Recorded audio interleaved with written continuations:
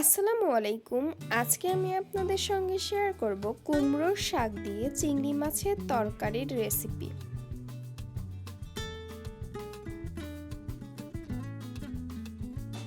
রেসিপিটি তৈরি করার জন্য এখানে আমি দিয়ে দিচ্ছি পরিমাণ মতো তেল। তেলটা একটু গরম হয়ে গেলে আমি এর মধ্যে দিয়ে দিব 1/3 কাপ পেঁয়াজ কুচি। দিয়ে দিব 7-8টা কাঁচামরিচ। কাঁচামরিচগুলোকে আমি মাঝখান থেকে ফালি করে কেটে নিয়েছি। এবার এগুলোকে একটু হালকা বাদামি করে ভেজে নিব।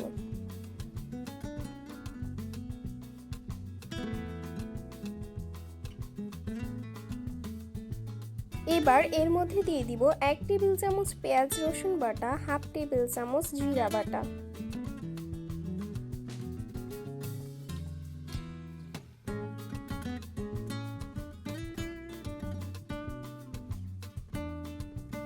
দিয়ে দিব 1 টেবিল চামচ হলুদের গুঁড়ো, 1 টেবিল চামচ ধনে গুঁড়ো, 1 টেবিল চামচ মরিচের গুঁড়ো।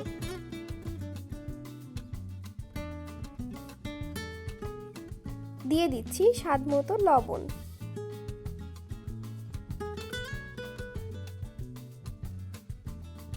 এইবার মশলার মধ্যে সামান্য পরিমাণ পানি দিয়ে আমি মশলাটাকে খুব ভালোভাবে কষিয়ে নিব।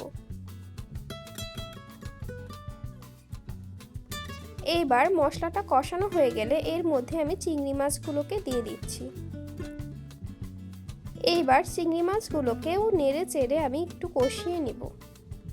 এখানে চিংড়ি মাছ দেওয়ার পরেও আমি সামান্য পরিমাণ পানি অ্যাড করেছিলাম।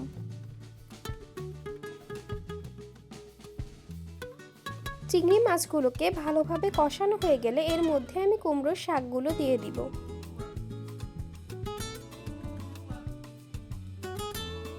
এখানে দিয়ে দিচ্ছি আলু। আমি 2টি আলুকে লম্বা লম্বা সাইজ করে কেটে নিয়েছিলাম।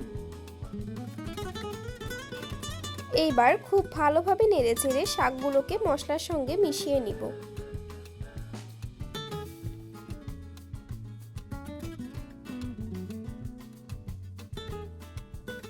ভালোভাবে নেড়েচেড়ে আমি কিছু সময়ের জন্য এটাকে ঢাকনা দিয়ে রান্না করে নিব।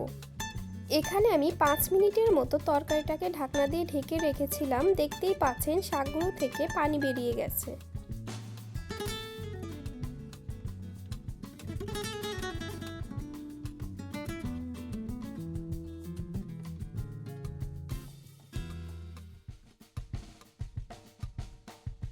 এবার একটু নেড়ে চেড়ে আমি এর মধ্যে সামান্য পরিমাণ পানি দিয়ে নিচ্ছি। আপনারা যে যতটুকু ঝোল রাখবেন সেই পরিমাণে পানি দিবেন। আমি যেহেতু এটাকে চচ্চড়ি তৈরি করব, তার জন্য এখানে আমি অল্প পরিমাণেই পানি দিয়ে নিয়েছি।